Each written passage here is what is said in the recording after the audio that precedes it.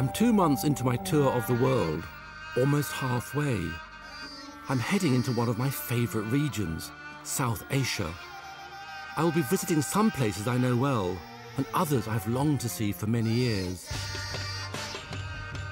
I'm hoping the treasures I will see will help me understand more about man's relationship with his gods. On the way, I will encounter passion, violence, and lust.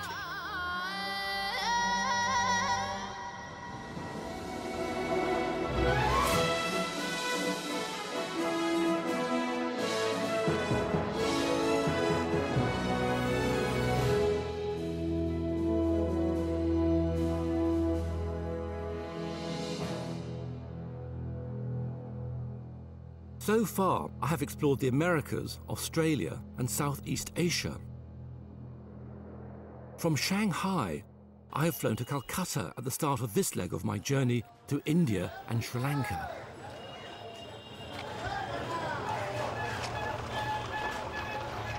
I love Calcutta. Despite the physical decay, it is so alive spiritually. As I walk through the city, looking at the people, seeing its complexity of life, one feels in some bizarre and remote way that Calcutta holds a secret to life itself.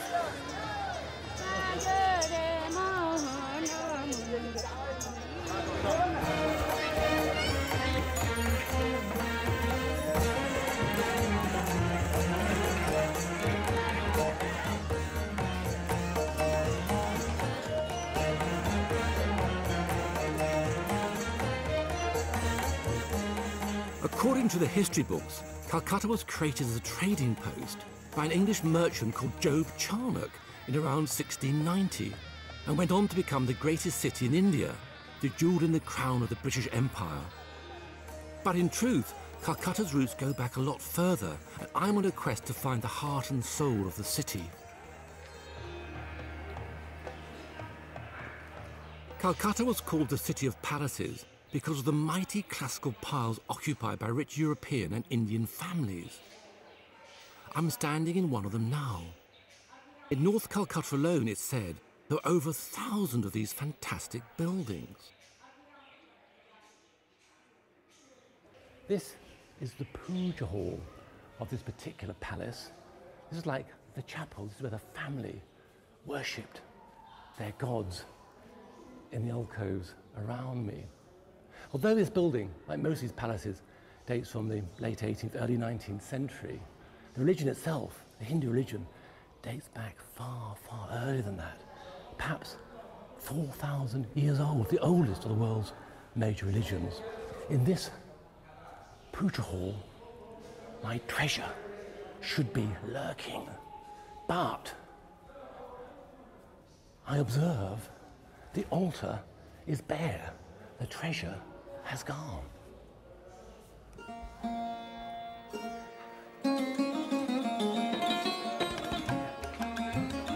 My treasure isn't permanent. Each year it's specially created for a great festival or puja in October. At the end of the festivities, it disappears for another year. It's August. At this time of year, my treasure is being made. It's a goddess. Her name is Durga. She has a reputation for being very violent indeed, the ultimate destroyer. Making images for the October festival is a local industry. This whole street is full of Durgas in progress. Here's a wonderful, mighty 10-armed Durga here, coated with mud. It's all a bit wet actually. The mud's from the Hooghly, a sacred river, tributary of the Ganges, and therefore has sacred power.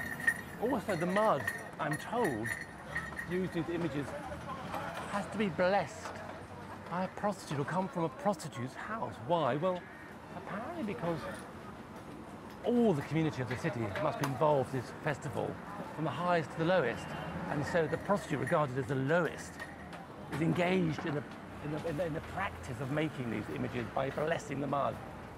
This Durga has her head almost finished. This lovely smile. Gosh, the smile of a woman made to kill. It's fantastic. Destroyer, but a destroyer of evil.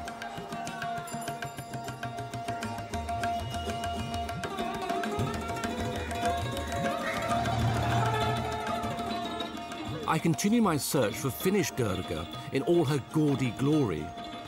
I soon find what I'm looking for. This image represents the heart, the soul, the spirit of Calcutta. It may be somewhat garish, but I find it fascinating, moving, intriguing. It personifies so much what this city is about. She's fighting evil and she's winning. In her arms, her hands are various weapons, including this trident here, which is plunged into the demon's heart. The power of female energy, female forces, which in Calcutta are so important, have been historically. Here it's female goddesses that are venerated. It's called Shakti, female energy, and that goes right back thousands of years. And she represents the great victory over evil.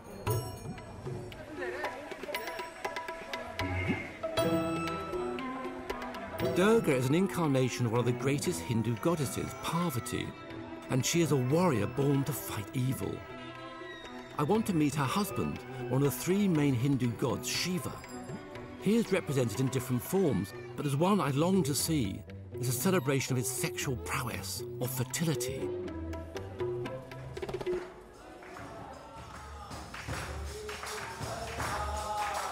Shiva, the great destroyer, one of the great three Hindu gods, is represented by a lingam. That's a lingam.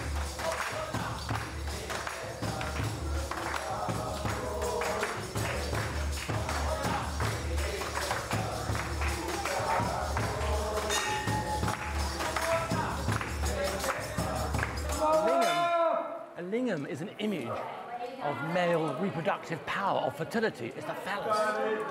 But it's more than that, because the phallus, the lingam, sits on a yoni, which is a vulva, which is an image of female reproductive power. So it's Shakti, the two combined. Shakti is female energy combined with male energy. So in one image, one has the great creative force of the universe, male and female power.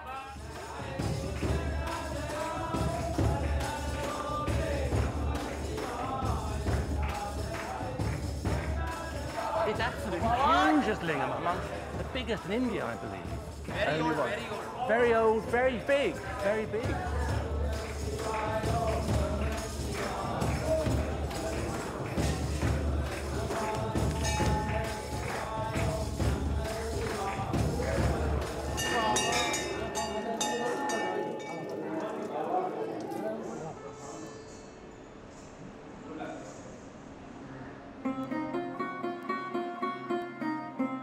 Durga is also the inspiration behind one of India's most compelling dances.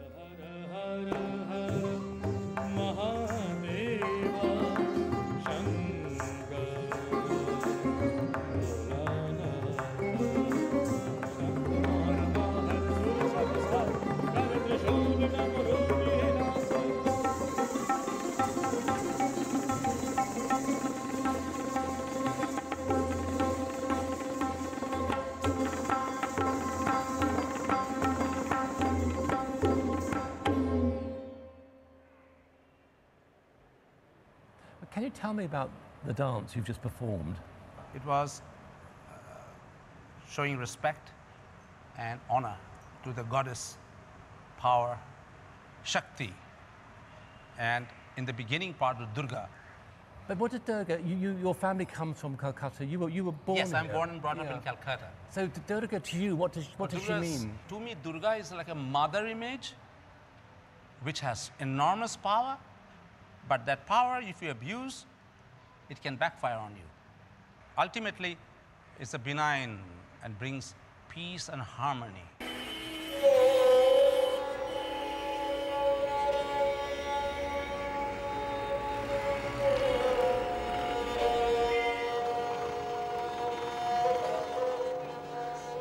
All along the banks of the river Hooghly, there are shrines to Durga and other Hindu deities.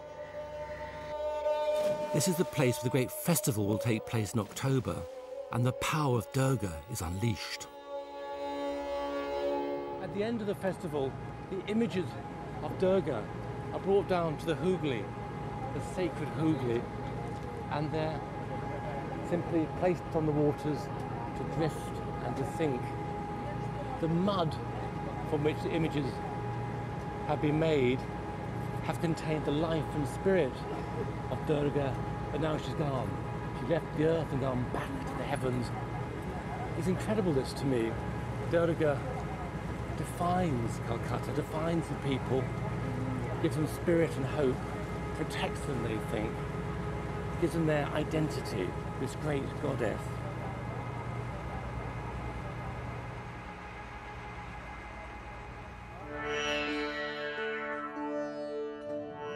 From Calcutta, I fly south to Sri Lanka.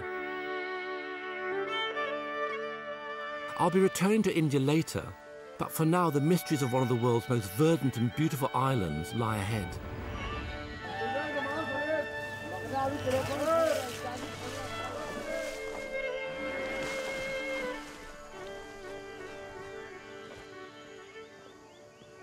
I've come to Sri Lanka to see a place with a sensational reputation, built by a man who killed his father.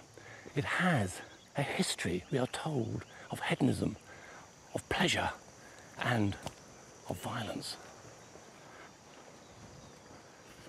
The city of Sigiriya was created by King Kashyapa in the years around 470, 480 AD.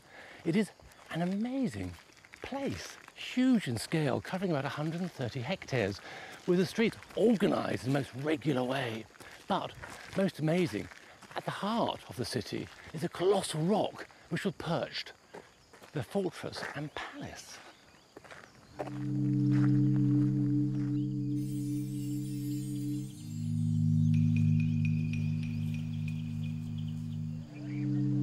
What's immediately clear from the ruins of the city and the remains of the irrigation system is just how sophisticated Sigiriya was. Kashyapa was a Macbeth-type character with the blood of his father on his hands and with a powerful and scheming wife. He built his formidable palace to protect himself from his vengeful brother. This looks like the foundation of a bastion built out of brick. Beautiful brick. Incredibly hard. This is over 1,500 years old. And in terms of structure, as good as the day it was made. Incredible stuff. Sigiriya is portrayed as a place of sinful lust and orgiastic delights, a playboy's palace of pleasure in the clouds. It soon becomes clear why Sigiriya has a reputation for being the palace of a sensualist.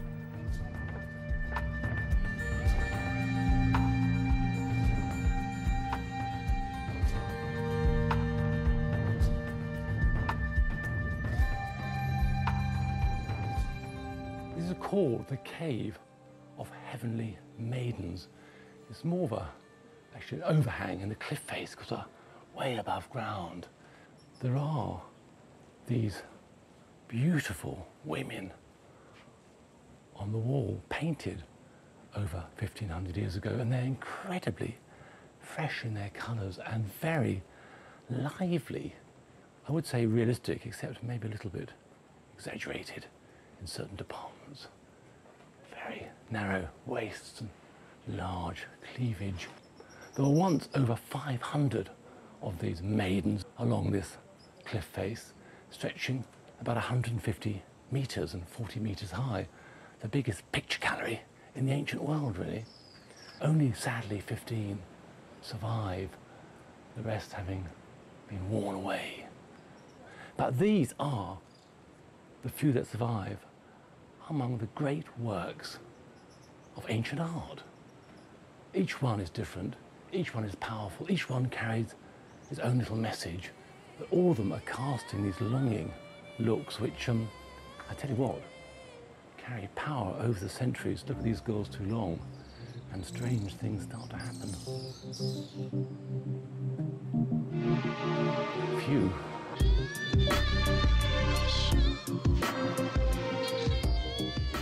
These delightful females are apsaras, the celestial maidens of Hindu theology. I'm coming round to the idea that King Kasyapa was pursuing some kind of spiritual quest. Halfway up the rock is something quite extraordinary. A pair of lion's feet, but a gigantic beast. There they are with massive claws. It's all that remain of a huge lion rising up there. It had a huge open mouth. The jaw was the entrance to the palace. People coming here walked into the lion's mouth, literally. Sigiriya means lion's jaw. Significantly, the lion is sacred to Hindus and Buddhists. I'm on the top of the rock, and this is the site of the royal palace, enjoying tremendous prospects and wonderful, refreshing breeze. Here my theory is confirmed. Sigiriya is laid out in a series of squares. This is divine planning, used in the creation of temples to represent the realm of the gods. Kasyapa created a model of a sacred world with himself at its peak. The pool is further evidence of the engineering skills of Sigiriya, and is not just a place where the king and his naked nymphs cavorted. It too is holy. Sigiriya remains an enigma. Is it simply an hedonistic pleasure palace or a sacred complex? It depends on how one interprets the evidence.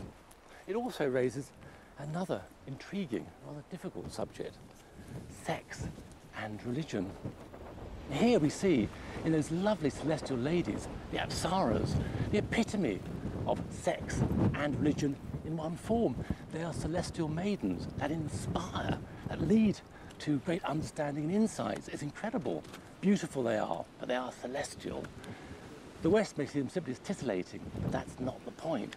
They are, of course, titillating, but it's a means to an end. Here in the East, it's not really a question of sacred or profane, but sacred and profane. Sex and religion are one thing. Sexual energy is a great, powerful, potent force.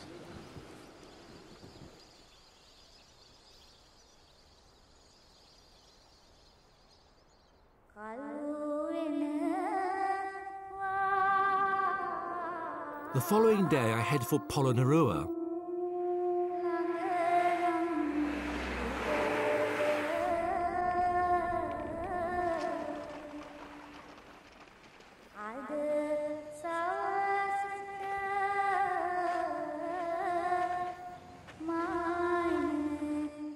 Polonnaruwa is Sri Lanka's ancient capital.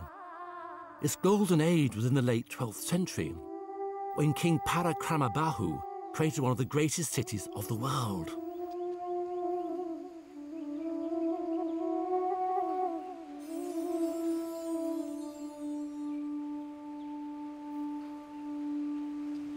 This giant Buddha was created in the 1180s, and he measures about 14 meters, carved in very hard granite out of the cliff face behind, with his robes wrapped around his body, his head reclining on a pillow.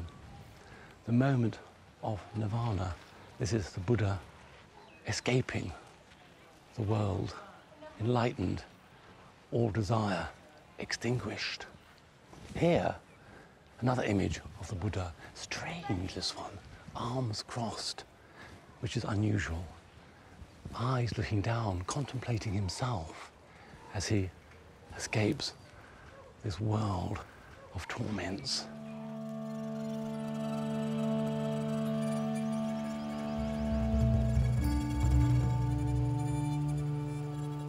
Giant Buddhas are fascinating things. Early on, the Buddha was represented in an abstract way as a column, a wheel. There's a wheel indeed on the end of the pillow, chakra. Then, about the 3rd, 4th century, it was agreed that Buddha could be worshipped as a god, and he was given the form of a human being to be venerated, to be worshipped. And this is where you get this characteristic representation of the Buddha, clothed in robes, rather Roman. Of course, the inspiration, I suppose, was Greek and Roman. gods, and this weird body which is both man and woman combined with this incredible smile. And the hair is so interesting, isn't it? The hair, in fact, is little spirals, maybe it's not hair at all, but little spirals of energy. These giant Buddhas are so intriguing. Look at this great reclining figure at the moment of utter peace and release from earthly troubles. As worshippers gather round, the benign smile on Buddha's face takes on real meaning. He's beaming love and encouragement on those on the long road in quest of spiritual enlightenment. I retreat, leaving the Buddha suddenly alive to his devotees.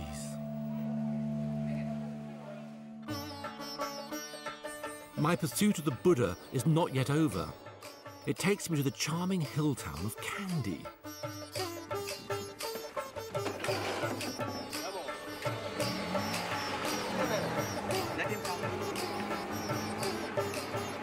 For more than 2 centuries, Kandy was the capital of the island's independent Buddhist kingdom. Sri Lanka has the oldest continuous Buddhist history in the world, going back as far as the 2nd century BC. At the Temple of the Tooth, in the heart of Kandy, is my next treasure. I've come to see the most important Buddhist relic in the world, an object which for Buddhist Sri Lankans, who make up the vast majority of the population here, is the foundation, the root of their national identity. An object that is a thing of state. For 1700 years or so, the kings ruling here have had to possess this object. It's a sign of their right to rule. It's moved from capital to capital throughout the land, and now it's right here, above my head.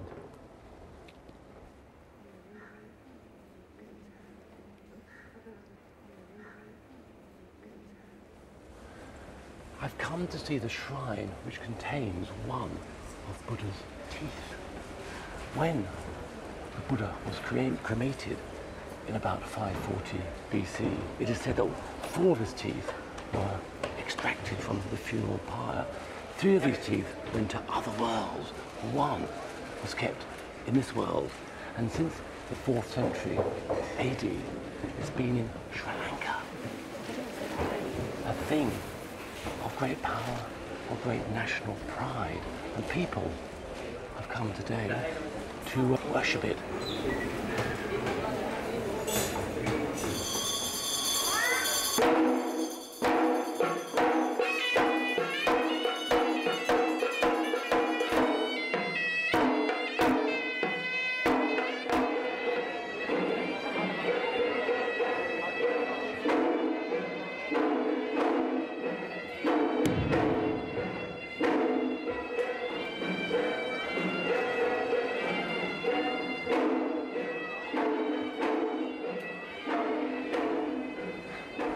Well, I didn't see the tooth, didn't really think I would be able to, only shown on very, very, very rare occasions, but the casket which holds it is an astonishing object. It's in the form of a bell-shaped stupa, a sort of miniature magic mountain, and it's encrusted with jewels and draped over with pearls, offerings from kings and queens.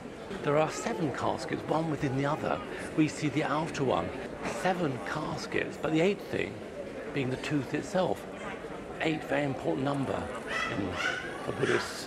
8 principles of Buddhism: correct behavior, correct prayer, correct meditation. These are the way to achieve nirvana, to escape the cycle of birth and rebirth, to get away from this wicked world.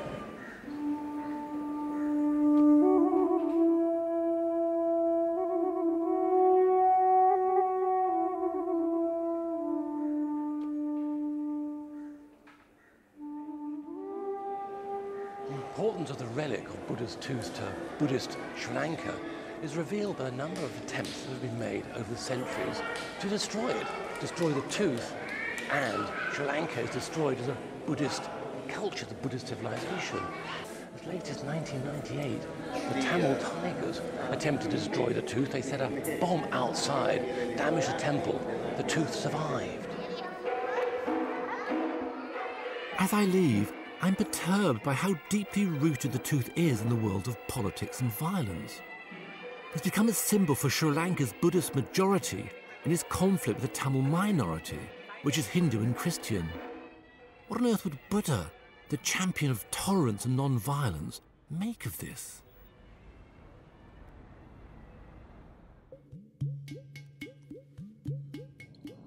I return to India, to a town on the coast of Kerala that I love with a passion.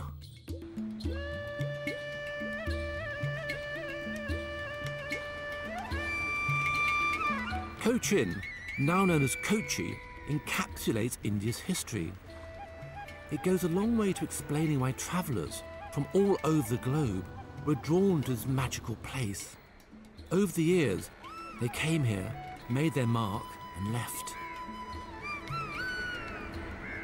This has been a great trading port for over 2,000 years. Different nations, different people have battled to control this port and indeed have traded here. Phoenicians, Egyptians, Arabs, Chinese, Portuguese, Dutch, and the British. And the commodity they were battling over was something more precious than gold.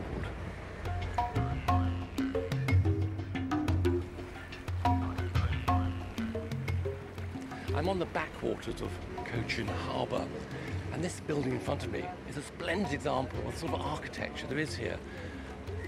A mid-18th century warehouse, built, I should think, during the time the Dutch were in control here. I love the central gable, with those little sails flanking the window and that classical pediment. And it's in buildings like this, these sort of warehouses, that my treasure was stored.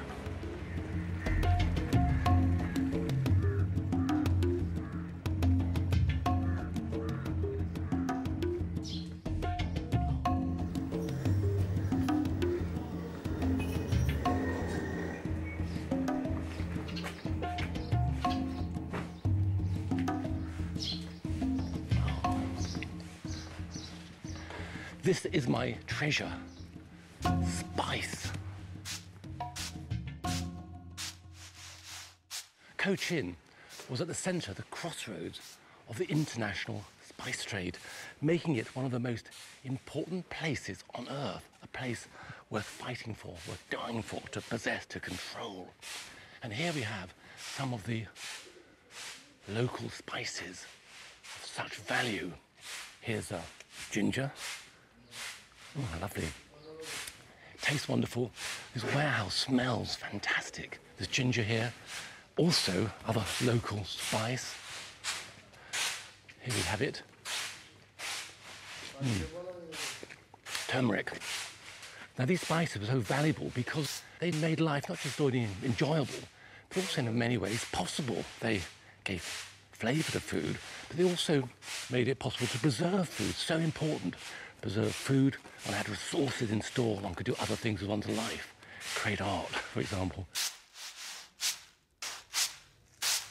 May I take a baker? This lady is sorting pepper. Pepper is a great local speciality. Amazing. This alone was more valuable than anything, really. More valuable than gold in the past, because the quality it gave to life. Pepper was the great spice. And what's interesting is that the people coming and trading across the world, moving through Cochin all those centuries ago, brought not just money and commerce, but ideas, religion, civilization.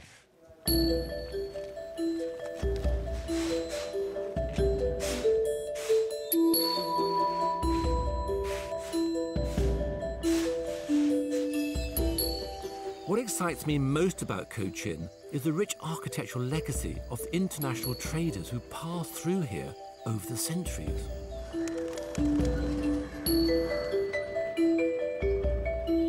The town boasts a wonderful collection of buildings, not fancied palaces and great castles, but down-to-earth churches and warehouses. I absolutely love these palaces of commerce, these warehouses and offices. They're called godowns here.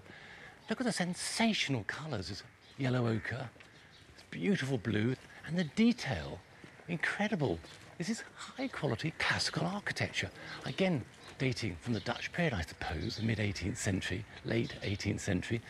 Pilasters, arches above the windows, very bold, very correct classical detailing.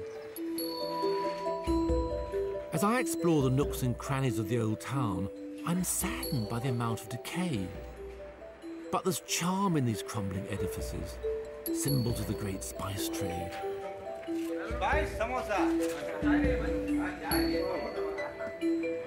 Influences from all over the world were brought together here.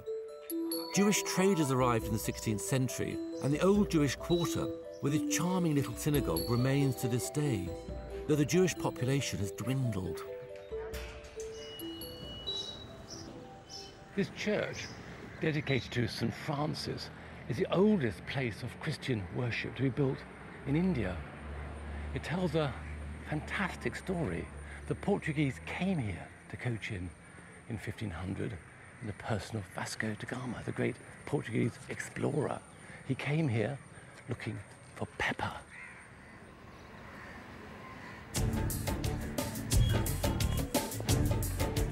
On the village green next to the church, there's a scene unfolding which reminds me of the home counties. It's another product of the spice business.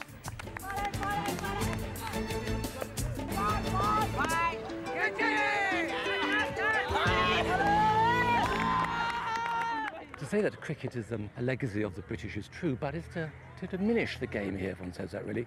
Here it has a life and energy of its own. It is the national sport. And just look at the energy and attack of these chaps. Pretty aggressive batting, pretty aggressive bowling. Oh, nice bat, thanks very much. Oh yes, it's been years.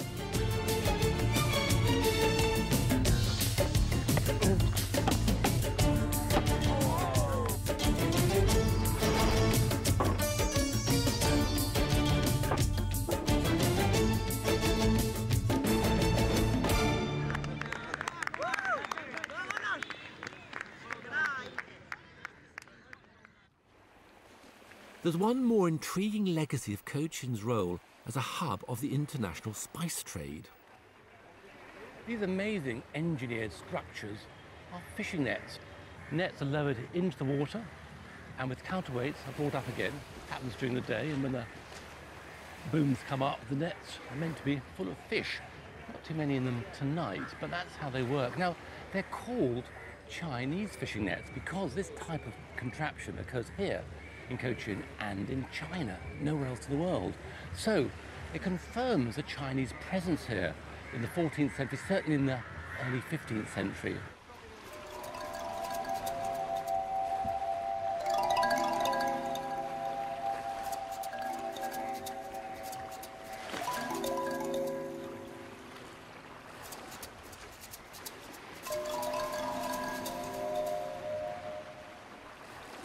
This is toddy, made from coconut, very strong, and not meant to be drinking it in public.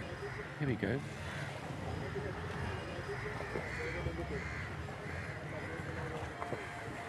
Not bad at all, actually, for coconut. Where's the bottle?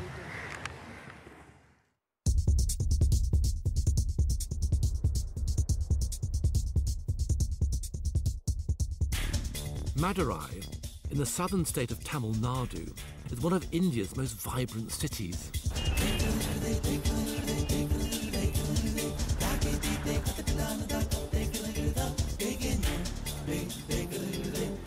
Of the thousands of glorious Hindu temples in India, I've chosen the Meenakshi temple in Madurai as my treasure because it's so full of life.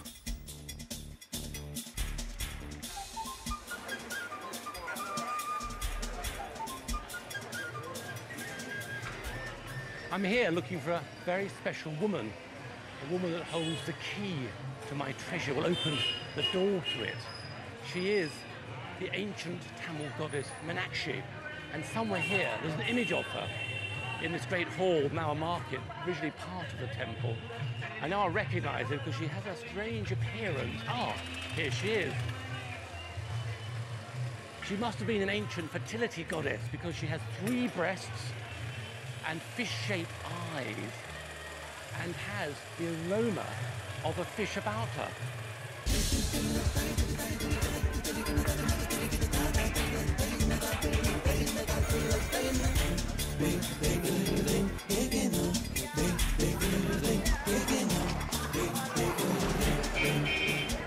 Well, here's the great gate to the Meenakshi Temple. It's called the Gate of the 8 Goddesses. I'll try and get across the road and have a look. The gate reveals how the fertility goddess Meenakshi, another incarnation of Parvati, met the god Shiva, fell in love and was transformed, losing a 3rd breast and her fishy aroma.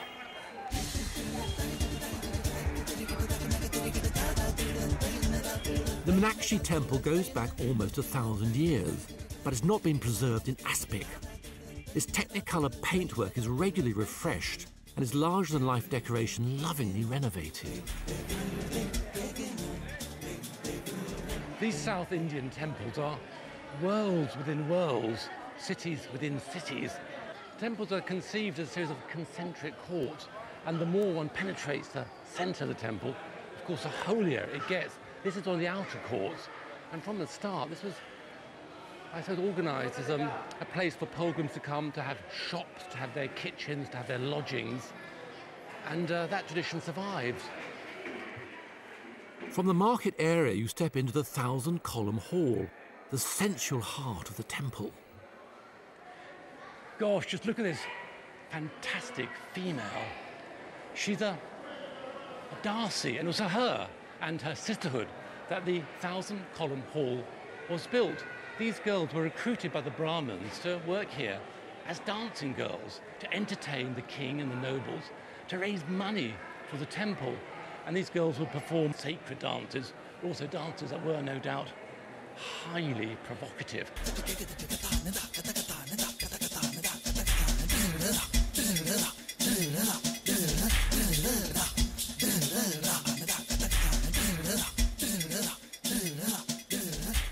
This is a good one. This is Shiva naked in the guise of a beggar.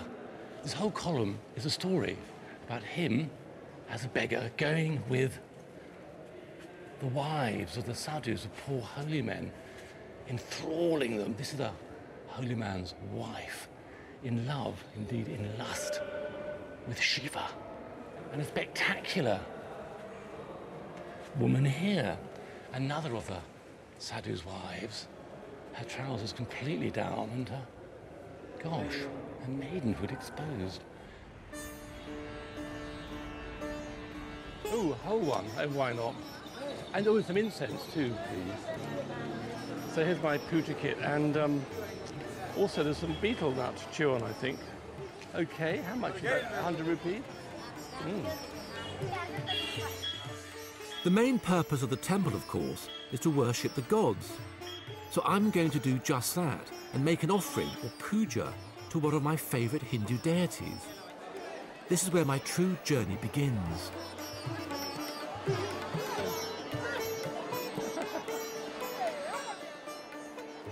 I'm now getting towards the heart of the temple, the holiest part. And here's the tank in front of me, the tank containing sacred water, water that is capable of purifying the darkest sin. The people are gathered here in large numbers today for weddings. It's a great wedding day.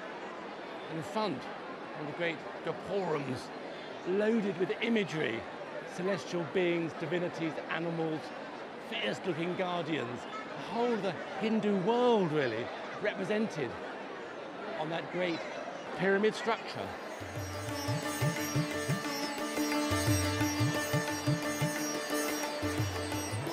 Incredible sense of expectation in the air is marriage.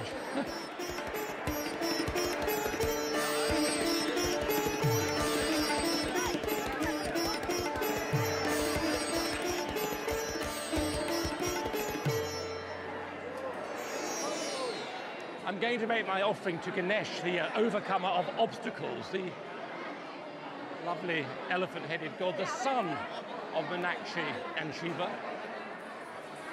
A wedding party leaving Ganesh, overcomer of obstacles indeed. Dan.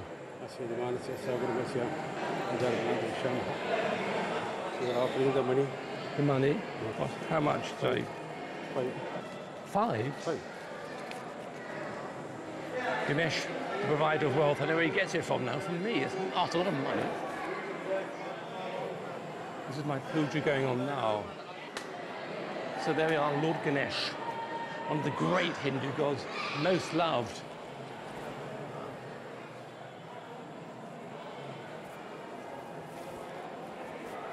Okay, thank you. It's all surprisingly moving. Funny enough, it's my birthday today, and I love elephants. Sometimes I think I am an elephant. And so to have this puja for Ganesh on this particular day, an auspicious day, well, for marriages anyway, it's strange the way the gods work. It's actually lovely.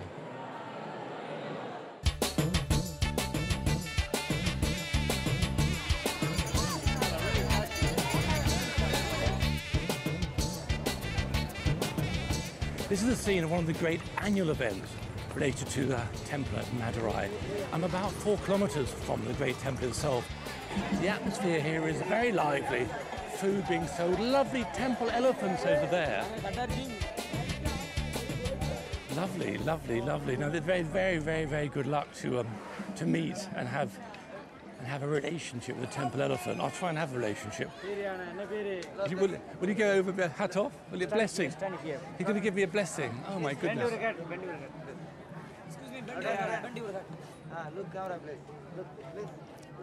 I'm getting blessed by the elephants. Thank you very much. Thank you. So charming. He gave me a kiss on my head with his trunk.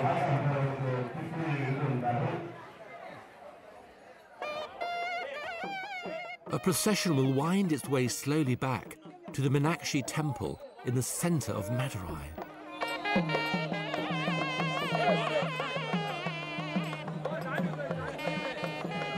And there goes Shiva.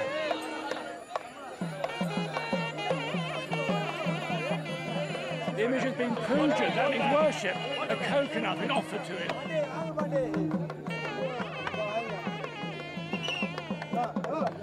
And this is Meenakshi coming up, bringing up the rear.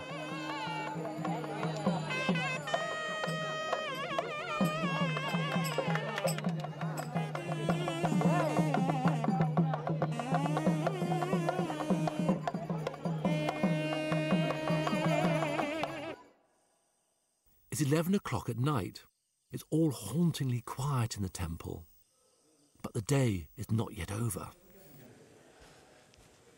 Well, I'm going now to see Meenakshi put to bed with her husband, Shiva. This happens every night. The image has been brought back, and she's been bathed, dressed, and put into her bedchamber. And every night, her husband, Shiva, in the form of a pair of feet, is brought to her. And they're put to bed together as husband and wife. Through here.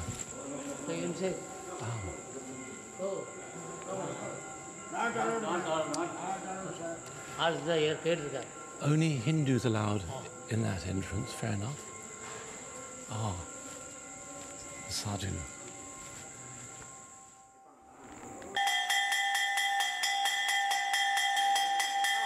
Now the Brahmins are going off and are clearly going to wake Shiva up, make enough noise.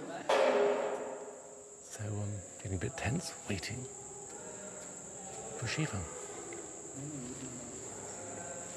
Will he show? Oh, no, something's happening. Oh, there it is. Inside this box is the lingam Shiva.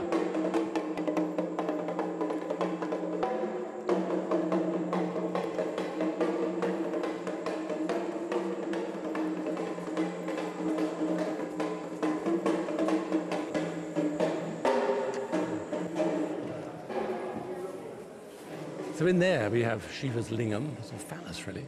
It's very, very tempting to take a peek, but I know if I do, I'll be in serious trouble.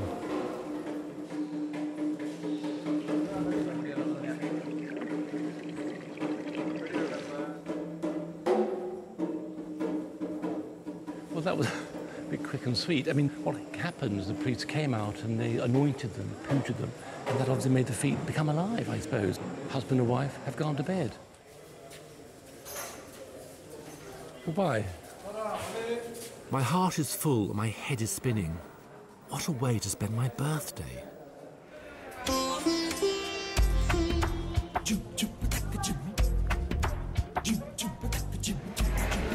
There's only one way to travel around India, by train.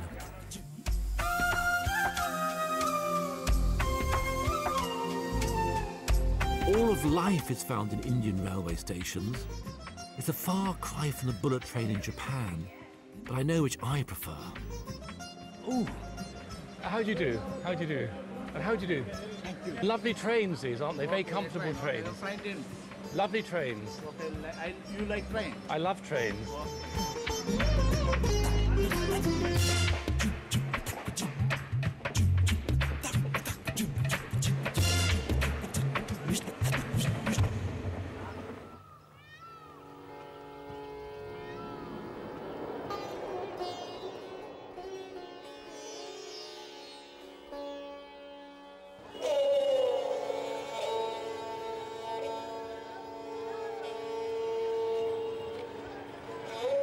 Jaipur is a city I've longed to visit for many years. It may seem hectic and chaotic, but it's one of India's great planned cities.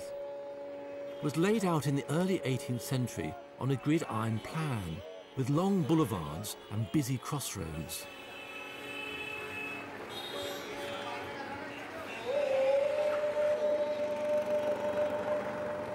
Thank you. I've come to Jaipur in North India to find my treasure in this dazzling cosmic city, this city of the sun.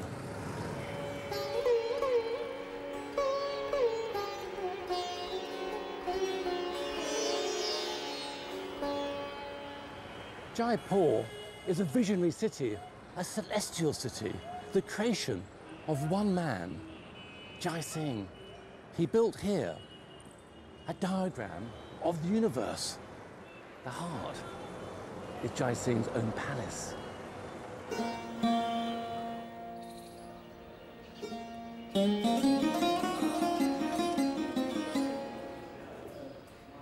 Jai Singh's palace is spectacular and among the finest in India, but it's not my treasure. Within its walls lies something which intrigues me much more, something which reflects Jai Singh's true passion. The cosmos. The observatory was started in 1728 and really is an amazing and astonishing creation. What these instruments do, of course, is read the heavenly bodies, the movement of the sun and the planets.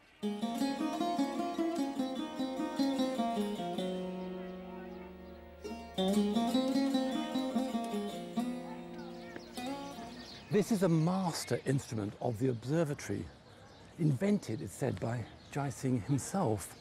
It's a map of the heavens. We have the North Pole, the equator. Suspended on the wire here is an image of the sun, casting shadow on the planets below. And I see marked the signs of the zodiac. So it's also for casting horoscopes, astronomy, astrology in one.